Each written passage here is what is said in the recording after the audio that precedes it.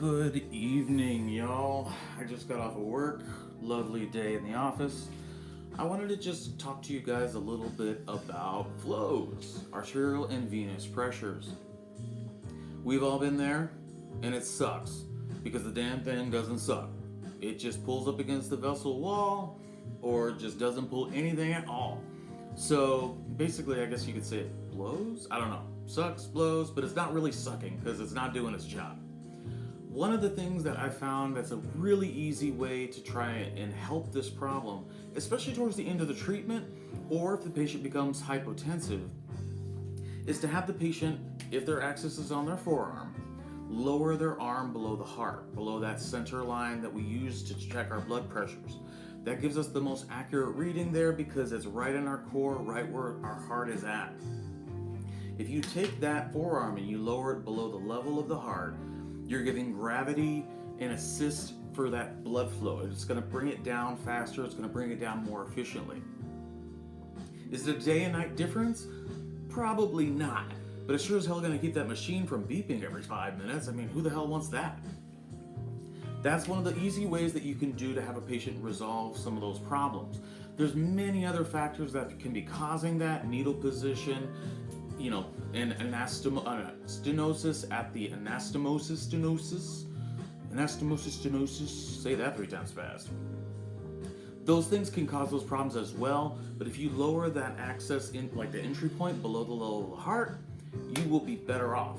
And on that note, with venous pressures, there is the brachiocephalic joins up the 2 main veins that we use to bring in our blood back to the heart. Can't talk. I'm out of words today. They join up right here, deep inside under the armpit. It's called the brachiocephalic. That goes into the vena cava, I think. Correct me if I'm wrong. Anyway, what this has to do with venous pressures is if that outflow is pinched off with the patient's arm all tensed up, pulled down, pulled over the side, if you like someone's shoulder. But if that's blocking that up, that may be producing a high venous pressure because the final outflow is not unblocked. So one of the things that you can do there as well is to maybe have them have their arm open, bring it out a little bit, maybe relax their arm. Those are little things that can help you out. I've been there when it comes to the arterial pressure thing and the venous pressure thing. You got patients laying back with their arm up in the air.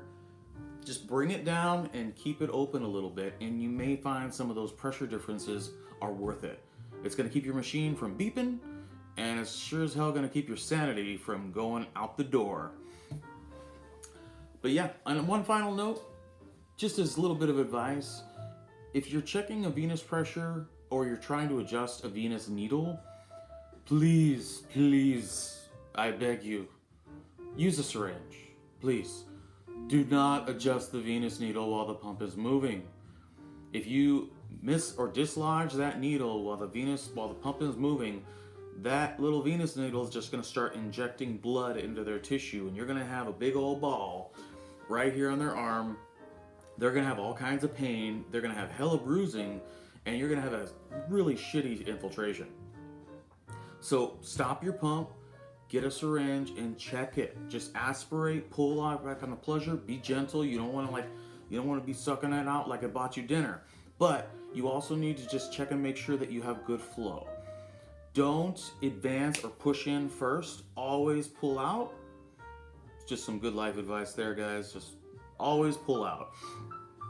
But that way, if you're not in the vessel, if you're not in the vein, you can adjust that needle accordingly without shooting a bunch of saline and blood into their tissue.